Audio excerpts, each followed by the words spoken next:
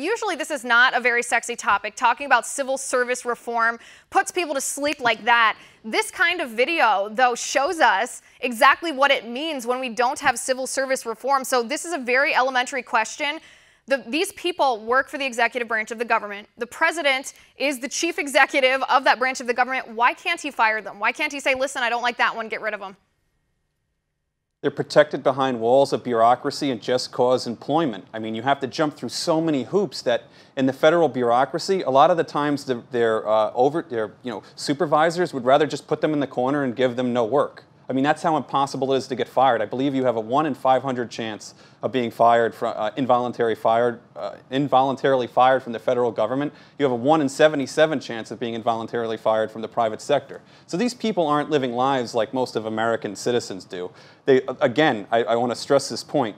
They have, to some degree, more sovereignty than the voting public. The voting public cannot fire them through their elected representative, which is Donald Trump, the President of the United States of America.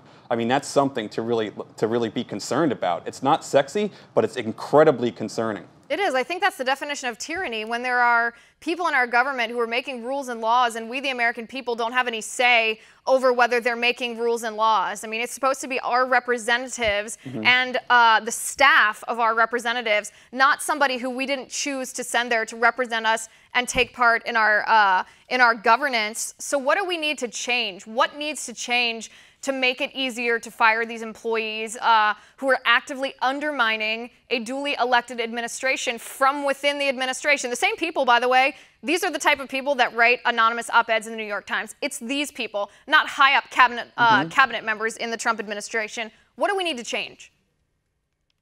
Well, that's a really great question. It starts with Congress. I mean, they have they're literally probably the most important body for the people, and they have delegated over the decades so much power to this administrative state that's insulated from the body politic. And what we have to do is demand that they take a lot of these lawmaking powers, literal lawmaking powers, back from the administrative state. They've done so because they don't like to take on political burdens themselves, so they slough it off onto the administrative state, knowing, hey, you know what? I don't have to worry about this. My constituents wouldn't like it. I'll just give it to bureaucrats in the executive branch instead of making the laws or repealing the laws on their own.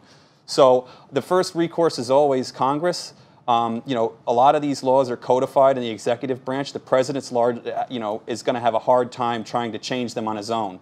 So I would call either your senator or your congressperson and demand change. But even their hands are really largely tied at this point, unless we can get Congress together to change a lot of these laws and take their power back. Right. Write your congressman, write your senator, demand civil service reform.